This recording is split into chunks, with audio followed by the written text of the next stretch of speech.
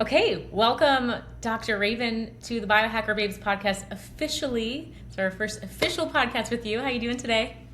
Great. Thanks for having me. It's a pleasure to be here with you both. Yeah, our audience has heard your voice, most likely, if you listened. We got a whopping 12 to 13 minutes together at Eudaimonia last year. It was not enough time, so I've been really excited to bring you on for a more expanded conversation around mental health and an amazing wearable called Apollo. I'd love to oh, there it is. You know, zoom in on YouTube, right on. And I have, Renee, do you have yours on? There's So mine, we're already doing show and tell. Here we go. mine got so stretched out. I let a friend borrow it, who was much Oh, bigger. we'll send you a new And, band. okay, well I wear it on my ankle. Yeah, me too. Most of the time, I wear it on my chest during the day. Okay, but not in public. I don't wear it on my ankle in Yeah. public. Oh, I do. Oh, you do? Awesome. It's I a should. great conversation starter. Okay. Oh, I bet. You're like, jailbreak, or bring anklets back.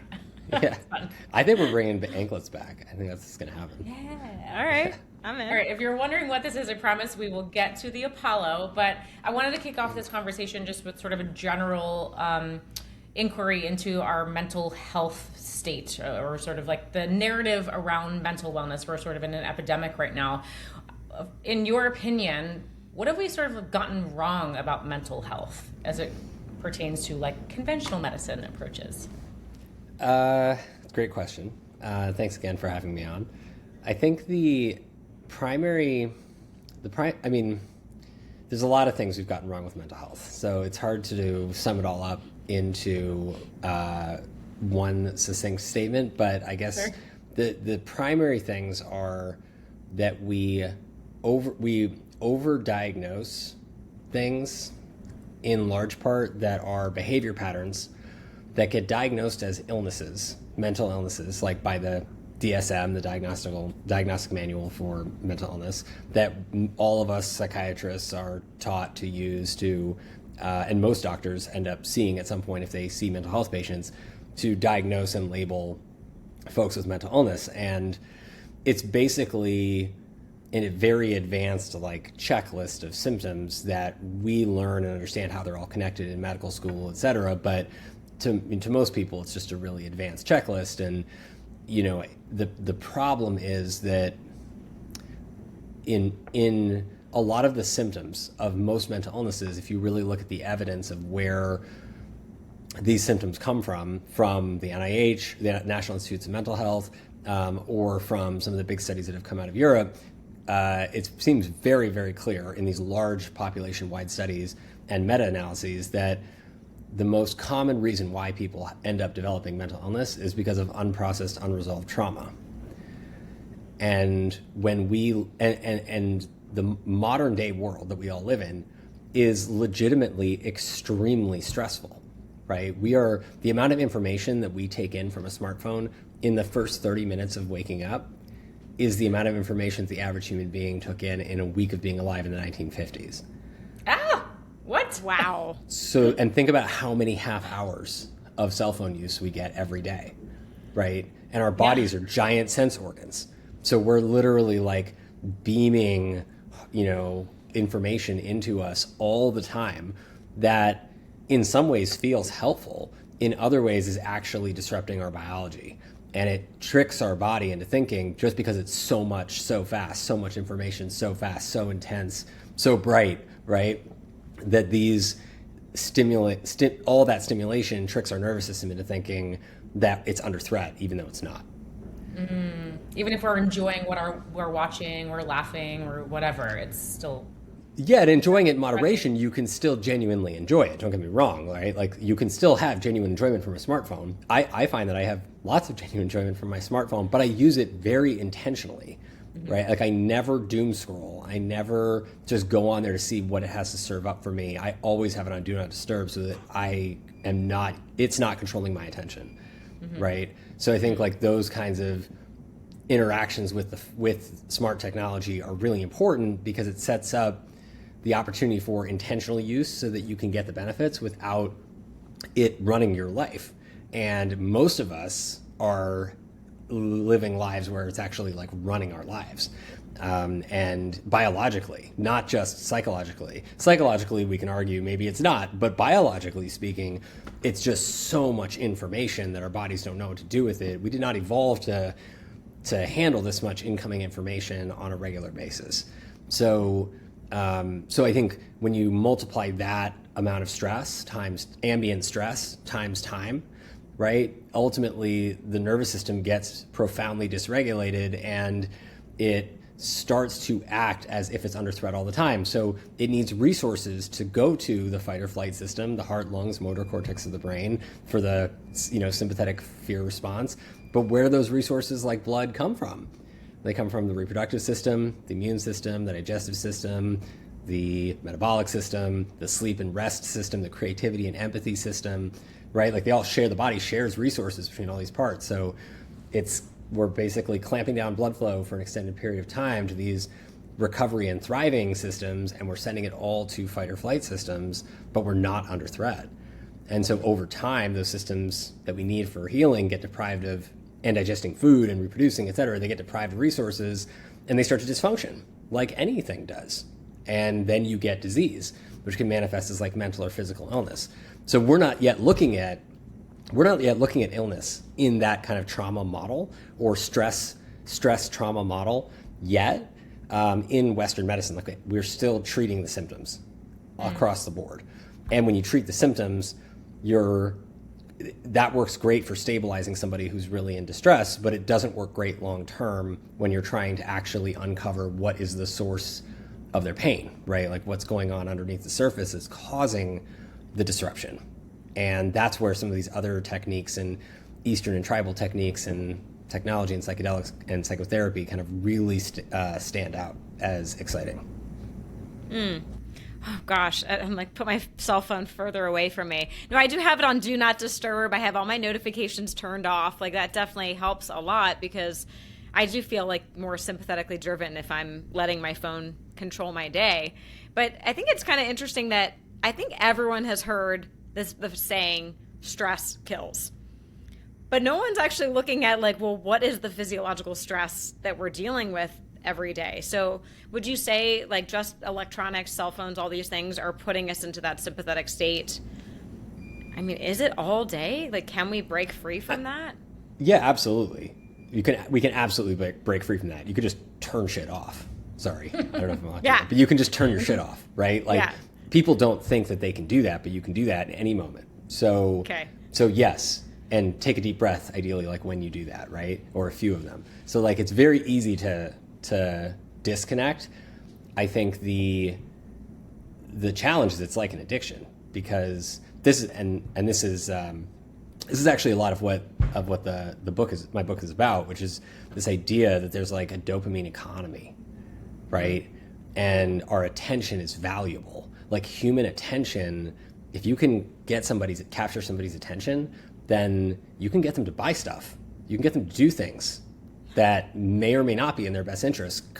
Advertising companies have known about this and marketing for decades, centuries, right? Like we've known about this part of psychology, and smartphones are fantastic tools. They also inadvertently enable an attention economy to exist, right? Where now there's an incentive for for companies to design experiences that captivate you and are habit forming.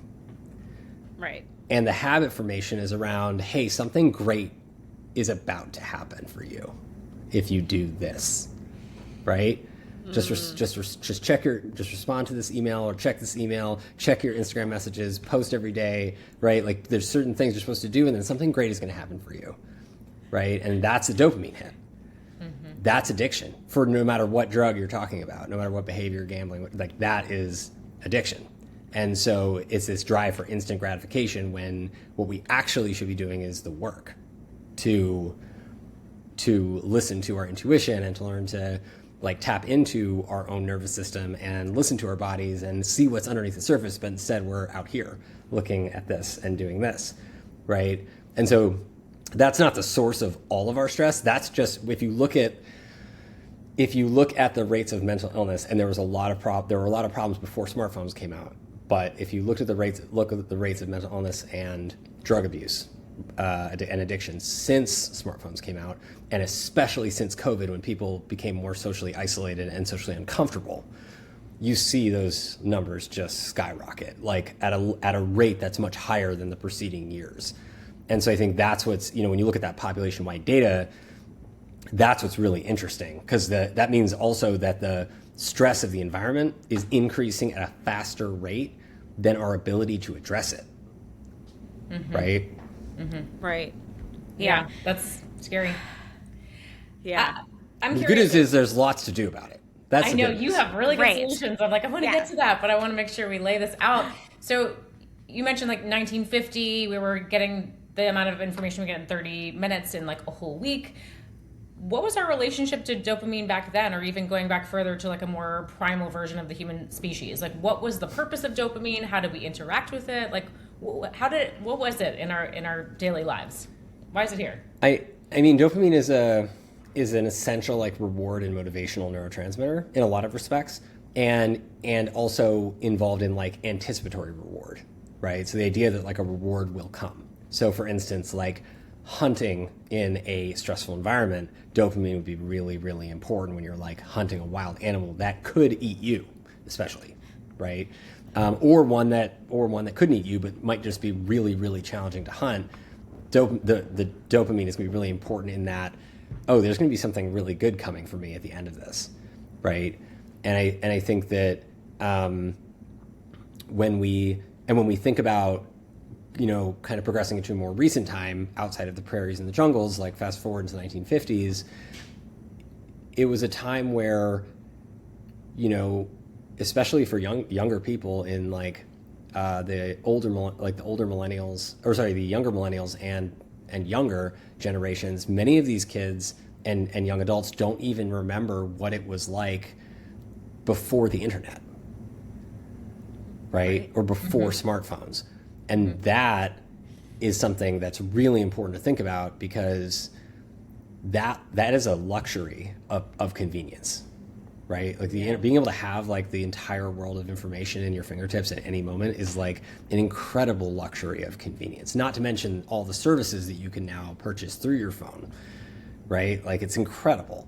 And if you go back to the 1950s, we didn't have any of that.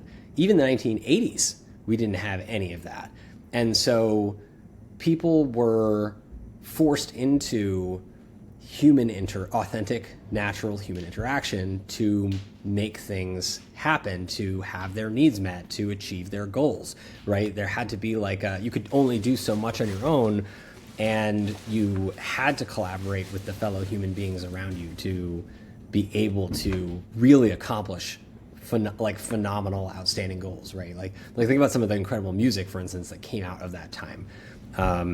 And I think like back then, your day to day is like you have to work clearly. You have to put in effort to get things done. Like you can't just order food from a restaurant or from the store because you're too tired to go out. You have to go and to the store, and you have to pick out your own food, and then you have to, usually by foot, sometimes by car, and then you have to walk or get it back home, right? And you didn't necessarily have a refrigerator in the 1950s, right? So you had an ice box, and then you had to replace the ice and get the ice guy to come every few days, every week, and there'd be a milkman that would come, and there's like, it was just, you had to really put in work to do stuff, and there weren't as many distractions around. Like you had people, and you had nature, and you had some, your work.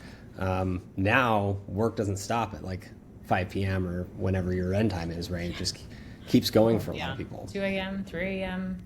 Yeah, as long as you want.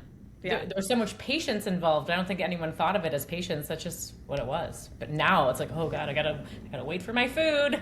Oh. Yeah. Patience is absolutely the correct word for it. Right, it's that idea, and patience is really this idea also that's reflected in indigenous tribal culture of like self-compassion, which is just like patience to allow things to unfold as they are, as they will. There is no rush. It's just like patience for the process right? And just being in the moment with the process, not just focusing on the end goal and how quickly can I get there. But yet patience is a the saying, patience is virtue, right? Patience is patience literally is virtue. It's like a very, very highly trained skill that we don't value so much in our society anymore. But, it is arguably one of the most critically important, powerful skills that we have as human beings to train. I love that. We all need more of that. They're standing in the grocery line. You're like, oh, I might as well play on my phone, or I'm at a red light, play on my phone. Yeah. So so obviously, like, tech, it's everywhere. That's putting us into this more sympathetic dominant state. But what else? I know you mentioned like unresolved trauma. What else is putting a lot of us into that dysregulated nervous system throughout the day? I mean, responsibilities, the news, just I think like a lot of like life has evolved a lot, or in a lot of ways over the last 50 years, and there's a lot of people work more than one job now, right? And have kids, and there's a lot more single parents now than there were before, right? And so if you think about that, those two factors just in and of themselves, and the fact that many women are now working, right, and not just at home taking care of the kids, and work doesn't necessarily end at 5, right? And so you can just like kind of keep layering these things on, and regardless of smartphones, like life is a lot more stressful than it was in the past, and we have to work. We don't necessarily have to work harder for our conveniences of day-to-day comforts, but we do have to work harder to make like the equivalent of a healthy living wage, right? And I think the wealth gap, like disparity, is much greater now than it's ever been. So I think like it's not political. It's more of like thinking about it from like a human psychology perspective of, things are, it's like it used to be easier to come up as somebody who didn't have a lot to start with, and to make a life for yourself. And, I think that's become more challenging over time. Mm-hmm. Yeah. Yeah, that makes sense. So for really sort of like riddled with dopamine, how do we, I suppose, like take the next step and create safety? Like I can't imagine that we're giving less hugs than we were in 1950, right? That seems like a human nature thing, or maybe we are. Do you think we're around? I feel like we humans? probably are. Yeah. Yeah, I mean, I think there probably is less physical contact now than there was back then. Especially, I mean, I think up until COVID, it might have been something you could argue that it was similar. But I would say if you start to get into the 1960s and 70s, there was definitely more touching by individuals, whether they're friends, family, or strangers, than there is now. So there was a wave, and then it declined. And I think COVID and the social isolation that came with that was hard for a lot of people. And it was, it created touch deprivation on one hand, where a lot of people, I think, had a component of mental illness that was exacerbated or worsened because they didn't get as much safe physical interaction during that time. But then it also left a lot of those people feeling nervous to seek that interaction after, or to engage in it after, and it took some time for people to come back. So now it's I would say definitely less than in the past. In our culture, in American culture. If you go to other cultures, I think they, Italian culture, Saudi Arabia, Brazil, so a lot of those places, Portugal, they touch each other all the time, and it's probably the same as it was, which is why COVID spread so quickly through Italy. Like, they don't care. They're hugging no matter what. No matter what. Yeah, that is interesting. It's like a double-edged sword. Like, you didn't get the hugs, and now we went through COVID, we get dysregulated, and then we want them even less, when that could be like the antidote or the solution to a more regulated nervous system.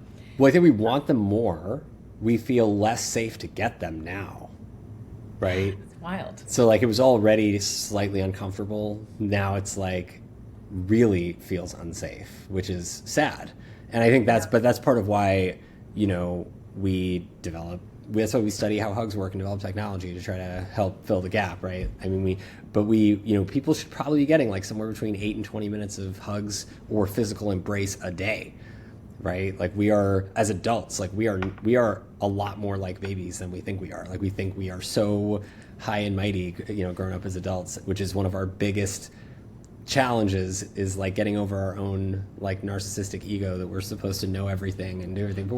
But like our bodies are still like children, right? Like our bodies want the same input, soothing input that children want. Just because we're adults doesn't mean we don't need it anymore. We still need it.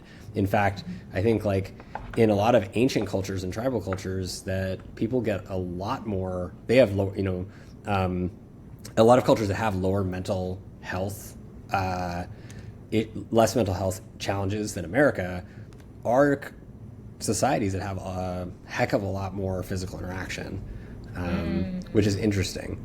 Yeah. So 8 to 20 minutes, that's a lot. That's not the 7 hugs a day required for mental wellness. That's like 3 minutes of each hug. That's like a long embrace. Yeah, or like a good cuddle. Yeah, or like a cuddle, right? Like if you're cuddling with somebody, then you're definitely making up that time, right? Yeah. But that's what. But I think like it's not to say that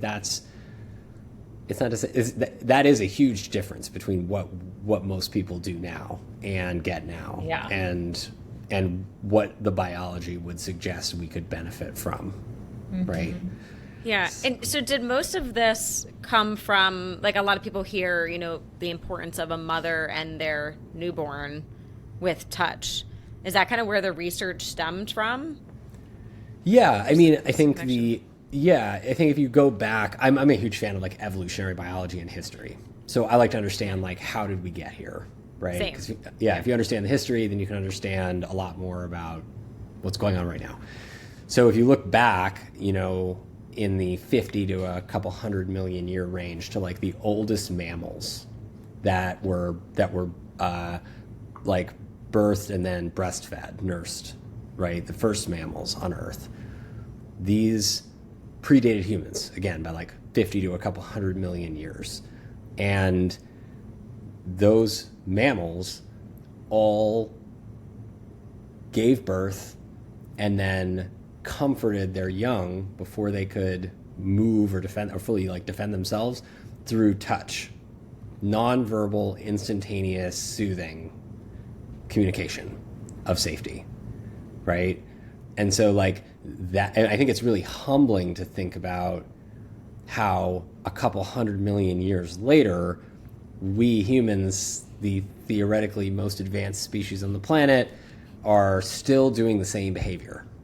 Right. Mm-hmm. Except we ask like, well, and we're doing it in the hospital too. Like for early infants, like we're applying touch and creating technology that rocks them and feels like the womb. And so like we know this is important. But yes, that's where especially for me, a lot of the research stemmed from was kind of like looking back at like, well, what happened before humans, right? And then you enter humans, and then it's like, oh, well, this is just the behavior. Like it's a nonverbal, instantaneous safety cue, and we need that because that allows the part of the nervous system, the vagus nerve, which governs the parasympathetic nervous system, which is governing all recovery, all slowing down and receiving that our bodies do, that and sleep, including sleep and rest. That nerve gets activated by safety. So everything that nerve touches that is involved in reproduction, digestion, immunity, et cetera, all those things we were talking about earlier, they all get resources and get increased activity when safety is present. So babies need that. They need that to survive, right? That's what mom gives baby without any effort, is just, body to body contact. I'm curious about like autism and spectrum disorder with specifically children that need that like tactile sensory feedback. I'm assuming that is what you said. They're receiving the safety to then feed into all the other systems. Are we like gathering resources in a way? Yeah, it's or like rebalancing resources, reallocating resources. So you're like, and I think there's a huge anxiety component in people with autism that often gets confused with actual autism symptoms. And the anxiety needs to be addressed separately. And so the anxiety is them not feeling safe. When they don't feel safe, it exacerbates the autism symptoms. And most autistic kids especially do not react well when they don't feel safe. Many get even physically violent. So the goal is to help them feel safe enough that they can like let their guard down and let the anxiety down a little bit, and then they actually can function much better and generally be much more adaptable and able to, participate in life. And so the weighted blankets, the vests, the hug vests, like all of those technologies, Apollo's used a lot for autistic kids, and it just helps to really ground them in safety. And then the layer of anxiety starts to dissolve a little bit. And then you're just left with, what's the autistic stuff down below? Let's like start talking about that and work with that. And then you can actually start to make a difference. But if the anxiety is there, in their eyes, trying to protect them the entire time, and they feel like on D, then they're not going to even be able to get to the point of learning new skills to leverage what they were born with effectively. So interesting. Wow. Yeah. Okay. So the anxiety piece and safety, that's really interesting because I feel like everyone has anxiety today. Right? I just feel like it's rampant. A lot of my friends that have teenagers now, they're like, my kids, all their friends have anxiety. So it's like we have this whole generation of people not feeling safe. I am curious because you are an expert in the realm of psychedelics. Like, where does that come in with the safety piece? Because, MDMA maybe can be helpful. Psilocybin sounds like not a safety thing, at least for me. I don't know. Where do psychedelics come into this conversation, and when is that appropriate for someone to look into? It's a good question. I think the most important thing is to understand. When it's appropriate to look into is really when you have tried some other natural or less invasive things, or been to your doctor and tried some other strategies for trying to manage your symptoms and how you feel. And if those don't work, then psychedelic assisted therapy could be a good option at that point. Obviously recommended with a trained provider. Ketamine is the only legal psychedelic available right now. Cannabis may actually be the next one if the rescheduling goes through according to plan, but we'll see how quickly that moves. And then probably psilocybin and then MDMA. But the way that the best way to think about them in the therapeutic context is, as psychiatrist Dr. Stan Grof, who spent a lot of time studying LSD and developing holotropic breathwork, described psychedelic states as psychedelic medicines as non-specific amplifiers of awareness. So non-specific amplifier of awareness. So when we work with people in psychotherapy, the whole goal is to help them feel safe enough to expand and broaden their awareness to stuff that's been stored in their subconscious and unconscious space, so that they can feel safe enough to talk about that vulnerable stuff and then process it with us, with our help, or on their own ideally, but we're there to help and guide. And that's what we do without psychedelic medicine. So psychedelic medicines are able to be leveraged regardless of the medicine, as long as it's understood, that its properties are understood. It seems like this is a broad sort of common mechanism of how they work for trauma healing, and they help accelerate, especially MDMA is specifically focused on this pathway, but they help accelerate activity in the safety part of the brain. If safety is a focus of what you have curated in the set and setting, bringing into the experience, which is why we do so much prep in advance. And so you bring a whole bunch of safety and gratitude and good feelings into your session, and with an intention, and then the medicine is amplifying to that you just brought in, that safety, and then it increases safety relearning and neuroplasticity specifically around safety and the meaning that you made in the past about things that happened, and the new meaning that you make when you appraise those experiences from the perspective of safety, like radical, complete safety, like knowing that there's nothing wrong with you, nothing was your fault, and that you were loved just by the nature of being born human, just like everybody else, right? And like once you recognize that and feel it in your body, you know that you're okay to go back and review anything from the past that comes up, because you feel it's a felt sense of like safe coming home and nothing can touch you. It's all you. Nothing's there to hurt you, right? It's all you. It just wants to be integrated into the whole. And so that's kind of how psychedelics medicines can work. And they're really amplifiers of therapy. They're not independent actors in the way that it's easy to just take one of these things and heal yourself forever. Right. Yeah, like you and the therapist do the work. It's not doing the work for you. I think that's sort of a big myth in the space. And a lot of people have had bad experiences because didn't have set and setting. They were expecting it to do it for them. And I find also, we're learning more about strains and different species and the essence that they potentially hold. Because I've heard people react to the amplification and be like, oh, I don't want to amplify this anxiety.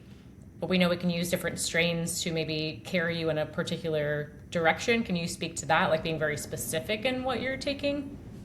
Oh, for sure. Yeah, I mean, I think, like one example is that most people who take like microdose mushrooms are microdosing penis envy mushrooms, which is like the common name for them. And there's like hundreds of strains of psilocybin containing mushrooms. So and there's in each mushroom, there's like over 200 different plant alkaloids.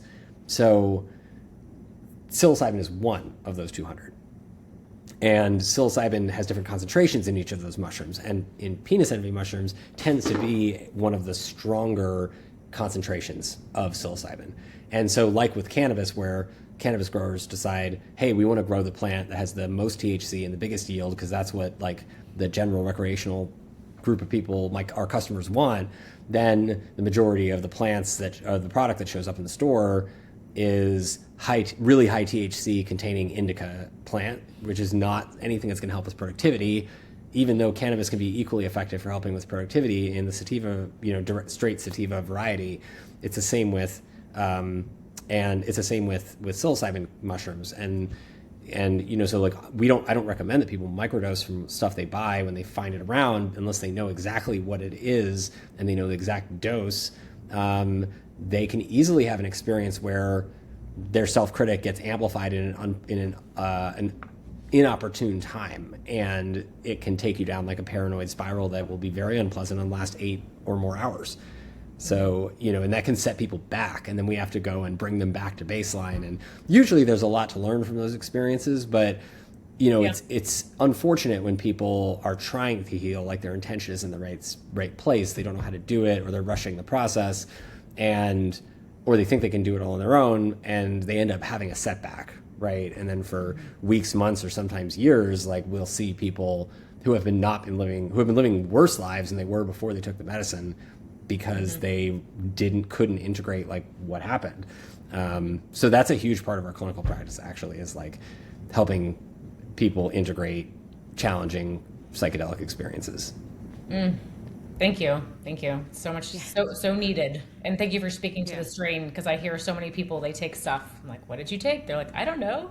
Yeah. They just said it's supposed to make me happy. I'm like, No, they're very different. Like penis envy mushrooms specifically are like very amplifying to the inner self-critic. So if you like dose that in the wrong place, wrong time, people can have had very unpleasant experiences. And I've had people calling me being like, my wife has been anxious for weeks. She took these microdoses because somebody told her that they were going to help with her anxiety, and now she's like uncontrollably anxious for weeks. And like getting that person even to like leave the house to get into care at that point was challenging, right? So like there are, and like there are real consequences to like these medicines are incredibly powerful. It can't be overstated how powerful psychedelic medicines are. They, like all medicines, they especially have to be dosed carefully and used, correctly, respectfully, etc. Yeah.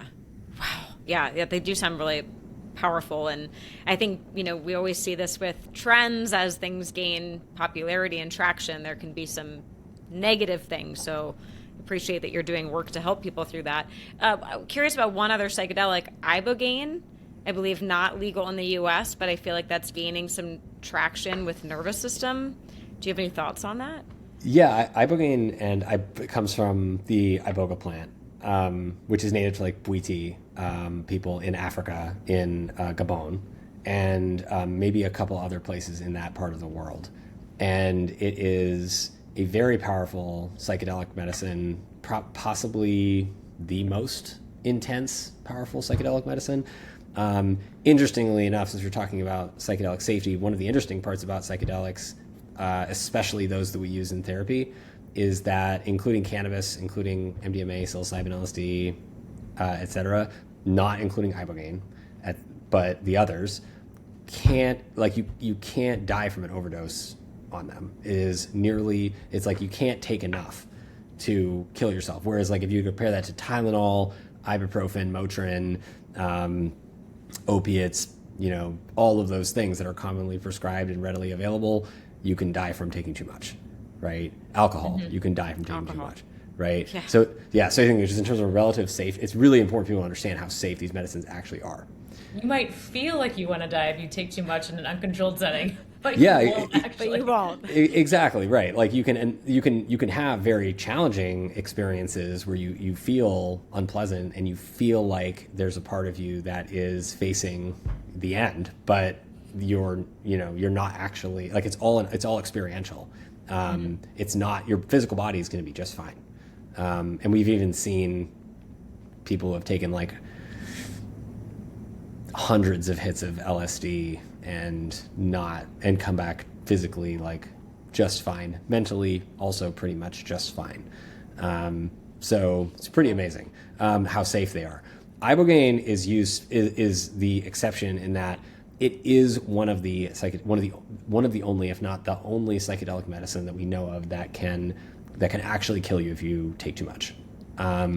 And so it's a very powerful plant medicine. Again, it's, I think it has thousands of years of lineage in the Bwiti people as like coming of age and ceremonial medicine. But in what's being explored for now in Western culture, in Western medicine, is that it has very powerful effects at the opioid receptor. And it seems to be one of the few medicines that we have ever discovered that can reset the opioid receptors to a large extent in people who are having terrible withdrawal or have had terrible addiction challenges with opiates for a very long time. And for those who don't know, tapering off of opiate medicine of all the medicines that we have that are addictive, it's basically like opiates and benzodiazepines are probably two of the most challenging for people to stop taking. Opiates probably being a little bit worse. And it's so a lot of people relapse, and that's why it's so hard and why it's such a challenge. And those people are at risk of overdose. So it's really important to get people off of opiates because they actually can and often do kill people, and often on accident. So ibogaine had breakthrough discoveries around its ability to get people like basically completely sober from opiates within one dose and kind of like help deal with withdrawal symptoms or even eliminate some withdrawal symptoms from the medicine. And it seems to be kind of like resetting the opioid receptor to some extent. Dr. Nolan Williams, who passed away this year, sadly, was one of the great ibogaine researchers, and he was at Stanford and really pioneered a lot of this incredible work about how this medicine works in the space. Wow, that's amazing. And what I've heard about ibogaine sounds kind of scary, but I believe if you go to a clinic, you are incredibly supervised. Like your vitals are being tracked the whole time, I think. So they should be. Yeah. Safe. Yeah. I think Dr. Mark Hyman did it recently. He started talking about it publicly. So I'm like, ooh, that's a big step. People are really going to start hearing about this now, which is cool. Yeah. A lot more people are trying it now because there's a lot more scientific evidence around it, which is exciting. But I think that, that brings up an interesting point, which is kind of, there's a lot of misunderstanding about psychedelic medicines in the space, in the world. And I think people need to know kind of, if you understand medicine, the history of medicine, kind of like where do psychedelic medicines fit in?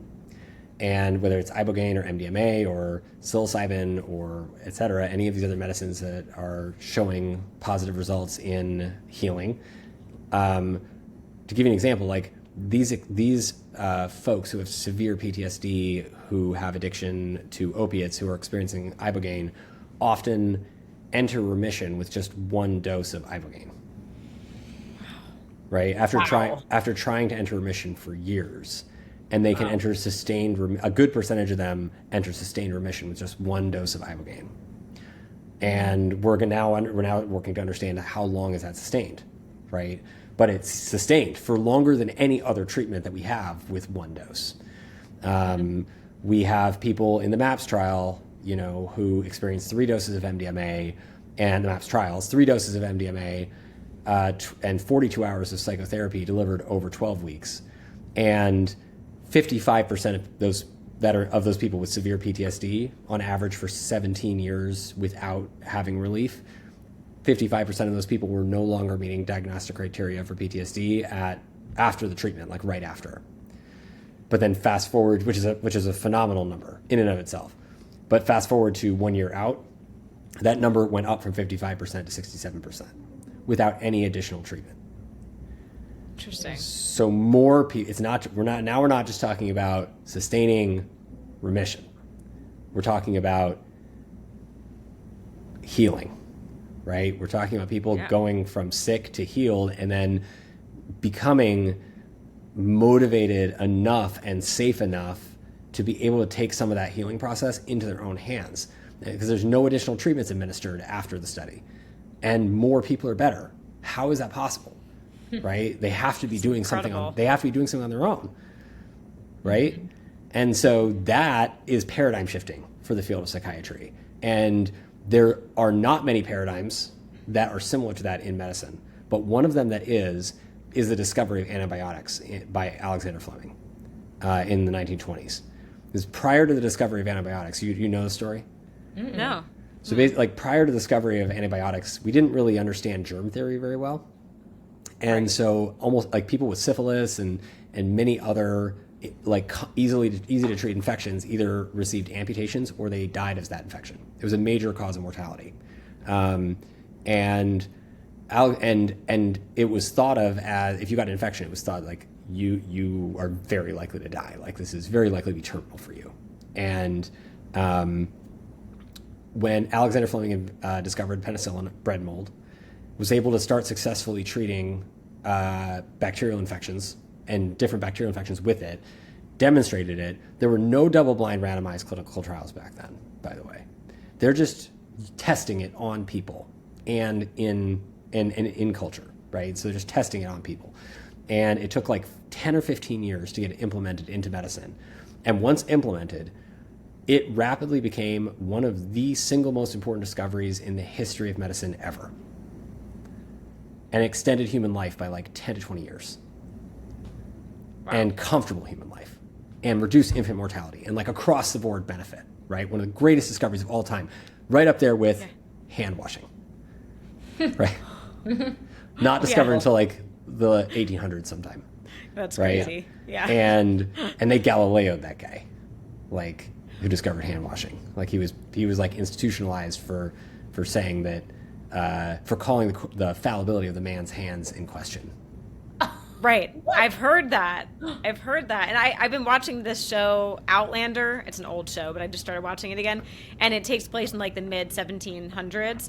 And this nurse from the 1950s, she goes back in time. She's now a nurse in the 1750s. And she's like, I need to wash my hands. Do you have soap before I operate on this person? And they were like, what? Are you a witch? Are you a witch? What is wrong with you?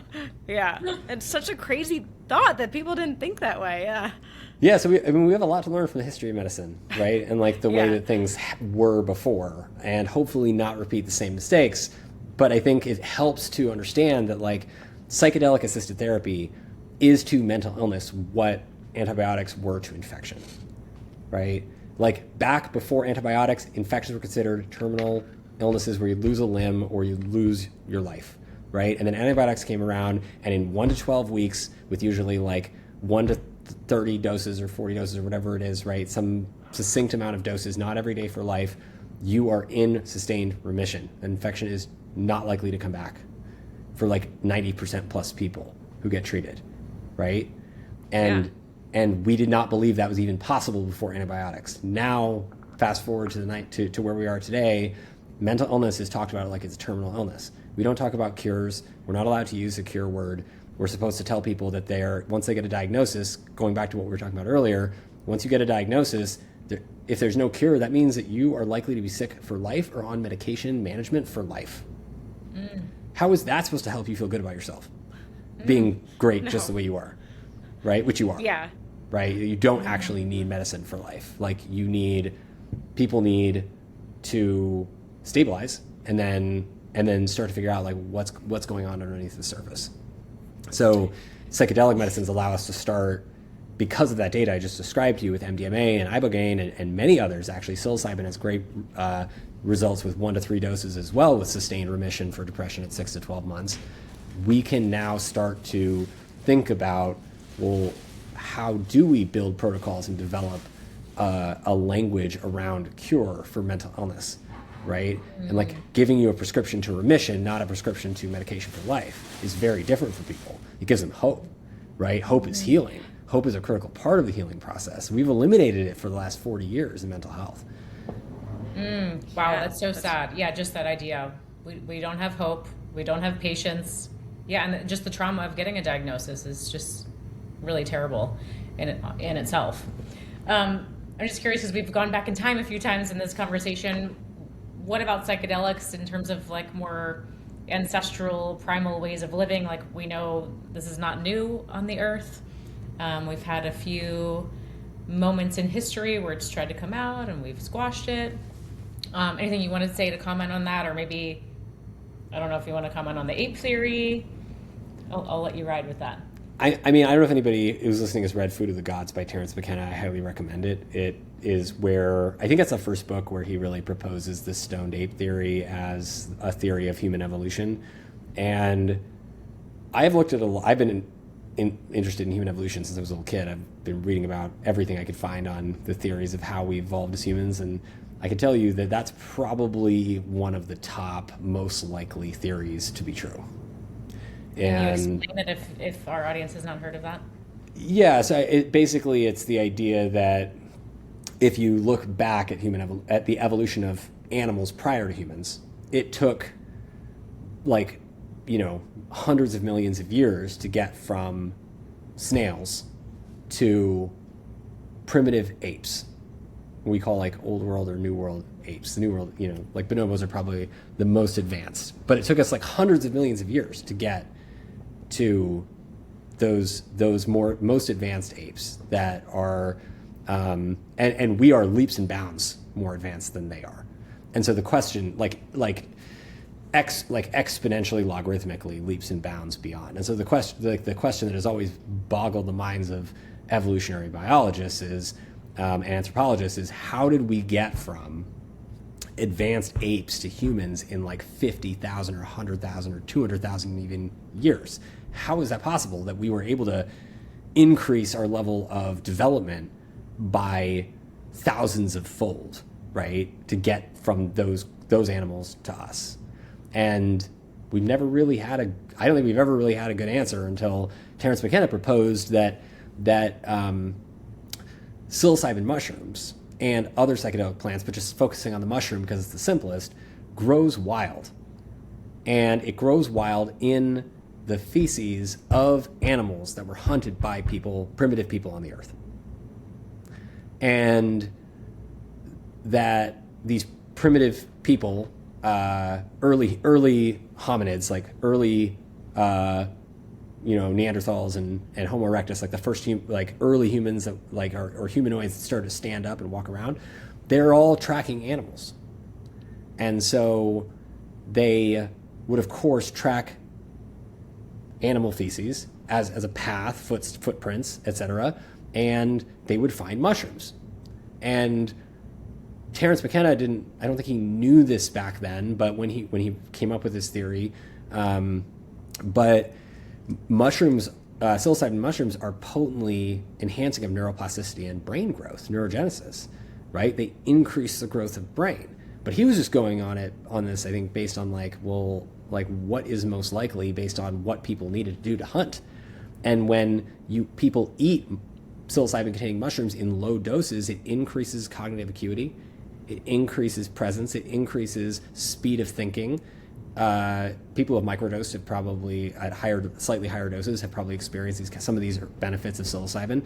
And all of those things that psilocybin increases at low doses are really good for hunting.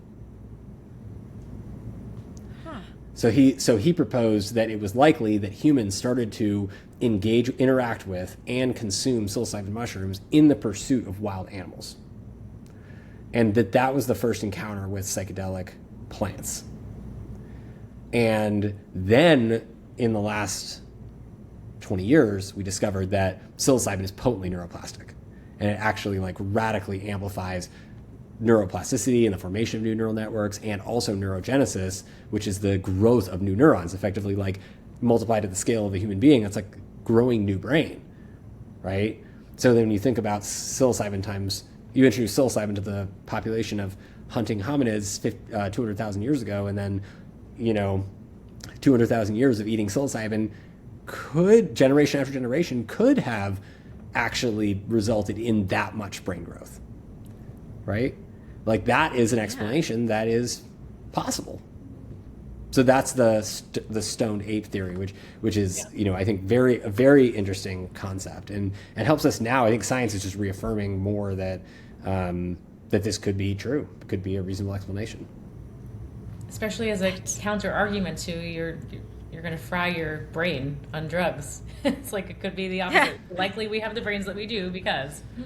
Yeah, right. It poses a different question, right? Which is, if growing brain is good from an evolutionary perspective, but growing brain can be grown in directions that are helpful to us, that serve us, or in directions that are unhelpful to us, that don't serve us. We can learn good habits and good practices, and we can learn bad habits and bad practices, and whatever we practice, that's the direction the brain will grow, right? And so I think the question now becomes, well, if we know that these medicines are really powerful for doing this, and we know that they enhance brain growth and neuroplasticity, then we need to be extra thoughtful and intentional about our experiences with them, because we definitely don't want to be growing brain in the wrong direction. Right. Very good point. Very valid point. Wow. Well, I had not heard about that theory. That's so interesting. Lauren, I guess you were holding that back from me. I started getting more emails about it because I think, I don't know, people have been digging it up recently in just the flurry of Terrence McKenna stuff. So it seems to be resurfaced more recently. I don't know why. Yeah. I mean, makes sense to me. So. I think Paul Stamets has been speaking a lot. He talks a lot about, in his talks about the stoned ape theory. So people probably I'm sure that helps the conversation move forward.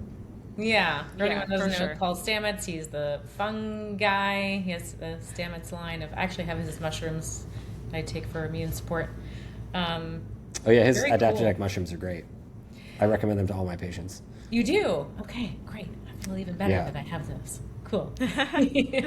So coming back to the nervous system, I guess I assume that you have explored Apollo and actually, no, wait, let's go into Apollo. For anyone that does not know what Apollo is, can you explain the technology and come back to the vibrations and the safety of the body, what it's actually doing to our biology? Sure. So, and anybody who wants to follow along with us in feeling, if you have an Apollo, you could turn it on, or you can download the app if you've never tried it. If you have an iPhone, you can download the app and actually experience Apollo for free now, and you can experience it with us.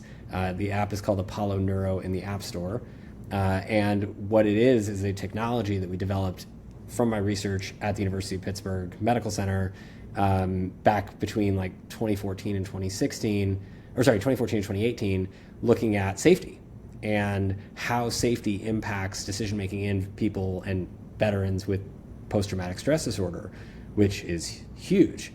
And, we started to basically figure out that, as you could tell from this conversation, safety is a critical theme. And we knew that PTSD, from all the studies that have been done, is a learned fear disorder. So how do we, working with a lot of veterans and people who are having no response to medication, like the people in the MAPS trial, we were trying to think of how do we help these folks do a better, have an easier job of relearning safety? because that's how you extinguish learned fear. And every single study in animals and humans has shown that that is the case. So like, there's no reason to do it any differently. Like, let's just try to do that. Let's just focus on that one thing. And if you look at deep breathing, meditation, mindfulness, yoga, float tanks, many of the wellness techniques we talk about, they work by increasing vagus nerve activity, this key nerve in the parasympathetic rest and digest nervous system we were talking about earlier, that reallocates resources to healing. So we thought, well, touch is the fastest way into that safety pathway. And I had just finished my MDMA training, and safety was the core theme of that too. And so I came back to the lab and I started to map out the neural pathways of MDMA, what was known, what does MDMA do when it gets into the brain, what does touch do when you have a nice soothing touch on your body from someone you trust or love, what does soothing music do, what does meditation, biofeedback, yoga do, what have we measured, what do we understand? And it turns out that they all, to different extents, activate, and soothing tastes and smells, by the way, activate the same part of the brain, which is the emotional cortex of the brain, the limbic system, that tells the amygdala, the fear center, that's blasting off, hey, watch out, stay on guard, right? You're not safe. It tells that part, hey, you don't need to be on alert right now. We're good. Just chill. And it works because the insula, which is one of the core parts of the limbic emotional brain, has so many large fibers into the amygdala that it is able to, through positive memory association, through somatic grounding practices into your body, noticing 5 senses, things like that, like you can rapidly restore a sense of safety and shut the amygdala down when it is not supposed to be activated. But when it is supposed to be activated, if you're actually under survival threat, you won't be able to shut it down. It will take over completely. So that's kind of the trick, is knowing that the system is hardwired for that survival response. If you can take control, the trick is learn to take control of it, right? And then when you start to take control of it through breath, movement, touch, intentional listening, mindfulness, etc., Apollo, then you can start to reset balance of your nervous system and change your energy and your mood effectively, like on demand. And these techniques have been known about for a long time. Monks and meditators have been doing this for much longer than we have in the biofeedback world, starting in the 1960s. So when we saw this commonality between everything's boosting vagus nerve activity, everything that works is about safety, we thought, well, touch is the fastest way to the safety cortex of the brain. What if we developed technology you could wear that could give you the feeling of being touched nicely? Would that work? Or getting a hug. And so we played with sound waves and electricity and realized that, thanks to Catherine, my wife's contribution to the team, that people did not want to be shocked even if it felt good. So we had to switch gears and focus on vibration, and it actually worked even better than electricity. And we were able to figure out how to stimulate the body anywhere on the body using gentle ocean wave-like sound wave vibrations that are coming out of my Apollo, or you can feel them come out of your iPhone, that rapidly increase the vagus nerve activity in the same way that would happen if you were snuggling a pet or a friend or a loved one, or getting your hand held by a loved one. It's the same exact physiology. It's just being activated by technology. Yeah. So is there a recommendation on how long you would wear the Apollo? Like, do you wear yours 24/7? I mean, I wear it except when I'm showering or swimming or doing something like that. So yeah, I wear it like basically, or when it's charging, I wear it basically like, 20 hours a day, and it turns on automatically. So we have, I don't know if you have Smart Vibes, we'll make sure to get you that if you don't, but Smart Vibes learns from your data. So we're like one of the top 2 most scientifically validated, studied wearables in clinical trials. And so we have like hundreds of millions of data points from people, from clinical trials at universities and from Oura Rings and Apple Watches and things like that for years. And we saw exactly like what Apollo vibrations do for people's sleep. So for instance, we're seeing like 30 to 45 minutes more sleep on average within as little as one night of using it for 3 hours. Wow. And deep and REM sleep increase and heart rate variability. And those are cumulative over time if you consistently use it. So if you think about like, do you have to wear it all the time and have it do its thing automatically? No, but it looks like 3 to 6 hours, depending on who you are, 3 to 6 hours of having a little more soothing touch in your life every day has a dramatic impact on how our bodies perceive safety biologically. So heart rate variability, which is the number one metric of resilience, longevity, vagus nerve activity, health span now from these blue zone studies, predicts our likelihood of getting sick, our likelihood of sustained cognitive performance, our likelihood of injury in difficult situations, decision-making accuracy. HRV predicts all of that. And if we were to deep breathe at 5 to 7 breaths per minute rate on a regular basis, like the majority of our time of our day, we were breathing at 5 to 7 breaths per minute, we would be there on our own. But we yeah, that's hard. It's 5 hard. to 7 a minute. Yeah. It's I do HRV biofeedback, Yeah. and that's 4 breaths per minute, but I'm very mindful of the 10 minutes. Like when you're not thinking about it, I don't even know how fast we're probably breathing during the day. I can tell you because we know. We're breathing Okay, how fast? You're breathing at 12 to 24 breaths a minute throughout the day, not exercising. Because when I'm sleeping, I'm 18 breaths per minute, which I know is way too high for sleep, but yeah. Your breath is probably slower than that in sleep, and it's not being calculated by your wearable. That's a wearable number, right? That's what I've always thought too. Well, okay, but so I've gone down this rabbit hole of this past year. I was diagnosed with moderate sleep apnea, but it was only picked up on my EEG, which said, like my blood oxygen did not drop. Like a lot of the sleep apnea metrics did not drop, but it said my brain was awake for a little under half of the night. And so I think there's something connected with nervous system, the brain, safety, breathing rate. There's something connected there. Well, that's exactly right. So 12 to 24 breaths per minute breathing, which is what most humans in the Western world are breathing at on a day-to-day basis most of the day, and in a lot of cases at night, is stress breathing. So when we're breathing at that rate, it signals to your heart rate to increase. It signals to your blood pressure to increase. It signals to resources in your body, like decreased vagus nerve activity, increased resources to the sympathetic fight or flight system. It's a threat. It's a top-down threat signal, and it's also a bottom-up signal of my environment is overstimulated or overstimulating, and so your body is responding and resonating with the speed of what's around you. Does that make sense? Yeah. Okay. And sleep is arguably our most vulnerable physical state that we enter into every day, that we're supposed to be in for like a third of our lives on Earth. Mm-hmm.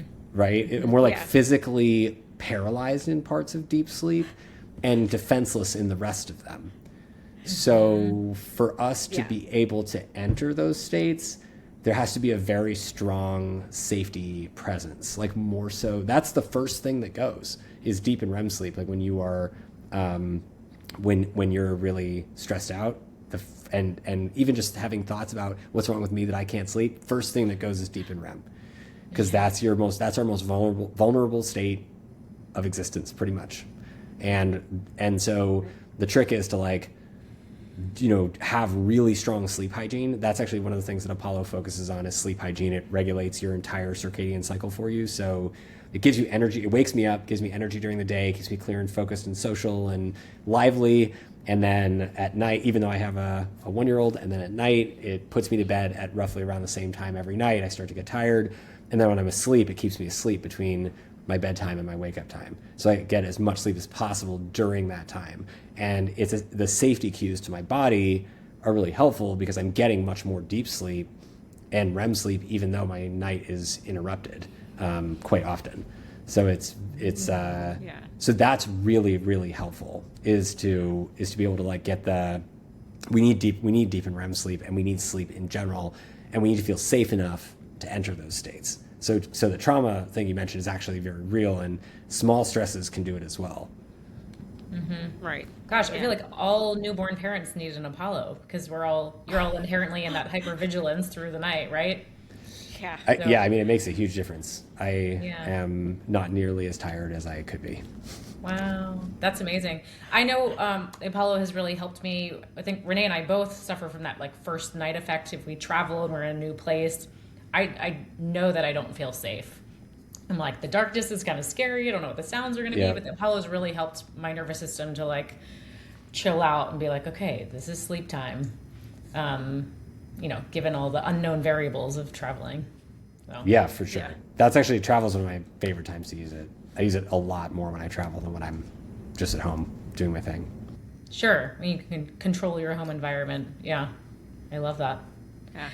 Cool. I want to make sure we highlight your book so people can find it and read it. Can you kind of give us a preview into how we can live a more simple life? Yeah, I mean, I think so I'm very excited that I have my first book coming out. It's coming out in the spring, and this spring, and it's called A Simple Guide to Being Alive, and it's really, one of the things that I've learned as a psychiatrist, as a doctor, as a researcher, as somebody who's just generally interested in like adventure and learning about the world and has a lot of curiosity over the years, is that life is generally in large part completely overcomplicated for most of us, and what actually is needed from us, what actually we are supposed to be doing to check off the bare minimum to have a good, happy life, is not being taught well. And instead, we're taught a whole bunch of other stuff. And nobody's ever handed us a guide. Like, did you ever have a time in your life, even just once, where you were like, man, I wish somebody handed me a guide here? Right? A few times. Yeah, right. Sometimes every day. Yeah. And so realizing that I was also feeling this way in a lot of times, I started to notice that there were certain, especially as I started to work on Apollo, I started to notice and I was doing a lot of research into kind of like where Western medicine ends and Eastern and tribal medicine begin, and like where do they overlap in positive ways and where do they conflict, and kind of like how do we create a more holistic understanding of healing that is inclusive of technology and psychedelic medicine, et cetera, right? Just like we need to know what works and what's backed by science. And as I started to dive more into that about 10 years ago, I started to realize that the way to get to what we all want, is actually so much easier and shorter and simpler than we even would ever imagine. And that once you start to look at the common ground, again, like a lot of the work I do is like, let's find like, what does everything have in common, right? What are these things that seem disparate, far apart, not connected, actually might have in common? And then you start to realize, oh, there's actually a ton of things that we could be doing that would, like, I should say, actually, there's a few things that we could be doing that would allow us to stop doing the ton of things that we think we're supposed to be doing and that we're often doing. It's just like a few things, like, and I liken it to The Four Agreements. I think is like a really, I don't know if you've read that book by Don. It's my favorite book of all time. I love that book. I've read it like, I don't know, 10 or 12 times, and I just find it constantly helpful every time I read it, and I love the elegant simplicity in Don Miguel Ruiz's communication of indigenous knowledge as a like trained physician. And so but I realize that there's not a lot of science in the Four Agreements, right? It's really like about indigenous knowledge, and it's so valuable, but a lot of people doesn't reach. And so what I'm aiming to do is, and I talk about his work in the book also, is, you know, how do we reach everyone with a simple guide, right? Like, because if we could just give people like these few things that they need to focus on, then they can stop wasting time focusing on all the rest of the stuff. Then, you know, we actually could achieve a sustainable, like my argument is, like, despite the way things look like they're going right now, we still have the ability as a human species to achieve a sustained, successful life together on Earth that's peaceful, right? Like, we still have that ability. It's not flushed down the toilet. Like, the Earth is not abandoning us yet. It's telling us, hey, like, listen up. Like, we got to work together here to make this work. It's not saying it's abandoning us. Like, we're abandoning us because we don't have instruction. And so I'm like, here, science knows, guys. I solved the puzzle for you. It took me 10 years, but science now knows what you need to do, evidence-based, instruction manual, step by step, for the most part. what to do to live a happy, healthy, long life, and for all. So that's the idea. Our audience is going to love that and love you, because nobody needs a longer list of biohacking to do in a day. I mean, there's so many options. We all have like choice Too many. overload, Too right? many. It's overwhelming. Like, yeah, and the convenience is great. Don't get me wrong. Like, you know, being able to order something, like, and being able to like, hey, I have this problem, and I can just go on my phone and I can order it with like 4 clicks on Amazon. Like, that is amazing, right? Like, I'm feeling same day delivery. Yeah, same day delivery or 2-day guarantee. I mean, that level of convenience is incredible that we have achieved that. Like, let's not fuck it up, right? Like, it would be so easy for us to like get to a point where, you know, like we don't, like if stuff, like the environment is so delicate, if we're not careful, like, you know, we might not have that for very long. But like, this is the most convenient era in generation in the history of humankind. Like, it is awesome right now to be alive. Like, let's enjoy this. Let's sustain this for a while. Let's not just like get to, you know, be so, you know, like Mars isn't nearly as cool as what we've got right here. Yeah, I would like to stay here, please. I would like to stay here. I feel like your motto is like, chill out, don't fuck it up. That's what we're doing. Yeah, pretty much. Yeah. It's a good one. Oh, that's great. Well, I know you have to run, so I want to be respectful of your time. We will definitely make sure we have all the links in the show notes, so your book, websites, Instagram, all the things, so everyone can scroll down to do that. But one final question for you. What would you recommend our audience start to do today to optimize their health? One thing. I mean, there's a lot you can do. That you could even do right now. I mean, I think that it would be silly if you have an iPhone to not download the free Apollo app, because it is free state-of-the-art neurotechnology that improves your health. Again, clinically proven to improve your health, that you can get for free on your phone. So I would say do that. But more important than that, because that's just a tool, it's not going to get you there, is, you know, find something you can be grateful for today about yourself. Not about anything else, because we can undo that all the time, but actually like direct your gratitude inward and find something about yourself that you can be grateful for today. And then find something else that you can be grateful for sometime tomorrow. And then the next day, and then over time, you know, what you start to find is like, if you practice finding things that are grateful about yourself and acknowledging it, and even saying thank you to yourself for that thing, then that starts to feel good. And you start to build the emotional muscle of gratitude, just like bodybuilding, you know, your biceps or any other part of your physical body in the gym. This is the gym of the emotional mind. And it just requires like the practice of, the good news is you can do it anywhere, right? But it just requires the practice of like, it might feel uncomfortable at first, but it might even hurt at first, but I'm going to find something to be grateful for about myself today. And then you just keep trying to find more things, and you keep feeling better, and those muscles get stronger and stronger and stronger. And eventually gratitude is in a lot of ways the antidote to fear, right? And so it is a way for us to start to, little by little, moment by moment, retrain our nervous system to extinguish inappropriately learned fear responses and replace them with safety and control and security that we've earned. Right, so it all starts with just one thank you to you. Beautiful. I love that. You said gym of the emotional mind? Yeah. Gym of the emotional mind. I like that. Okay. It's good. Great. The Venice Beach of the emotional mind. There you go. No fees apply. Yeah. Well, Dr. Rabin, thank you so much. This is so wonderful. I could hang out with you for more hours, but I hear the baby crying in the background. Surely it's daddy time. So Yeah.